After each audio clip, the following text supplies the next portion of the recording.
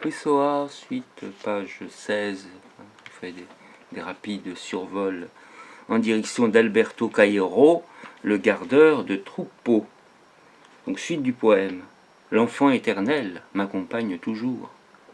La direction de mon regard, c'est son doigt qui désigne. Mon ouïe, joyeusement attentive à tous les bruits, ce sont les chatouilles qu'il me fait pour jouer dans les oreilles.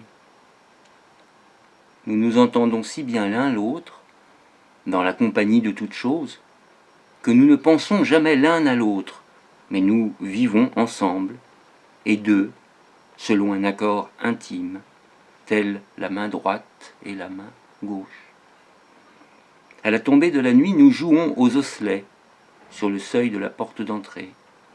Grave comme il sied à un dieu et à un poète, et comme si chaque osselet était tout un univers, et que pour cela ce soit un grand danger pour lui que de le laisser tomber par terre.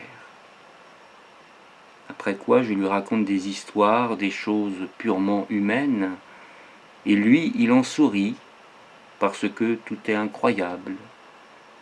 Il rit des rois et de ceux qui ne sont pas rois, et il se désole d'entendre parler des guerres, des commerces et des navires, qui se font fumer dans l'air des hautes mers, parce qu'il sait que tout cela manque à la vérité, qu'une fleur détient quand elle fleurit, et qui, avec la lumière du soleil, vient modifier montagnes et vallées, et faire que les yeux ont mal des murs chaulés.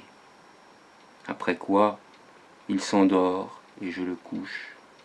Je le ramène dans mes bras jusque dans la maison, et je le couche, en le déshabillant lentement, et comme en suivant un rituel très limpide et tout maternel, jusqu'à ce qu'il soit nu.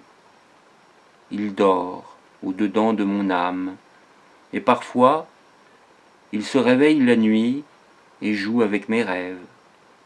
Il met les uns, cul par-dessus tête, entasse les autres, les uns sur les autres, et bat des mains tout seul, en souriant à mon sommeil.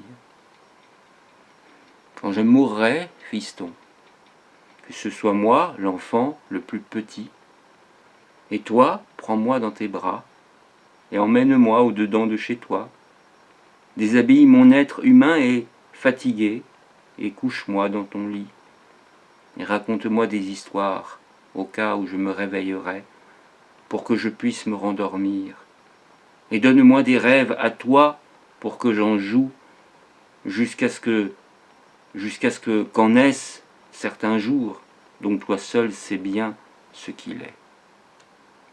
Voilà l'histoire de mon enfant Jésus.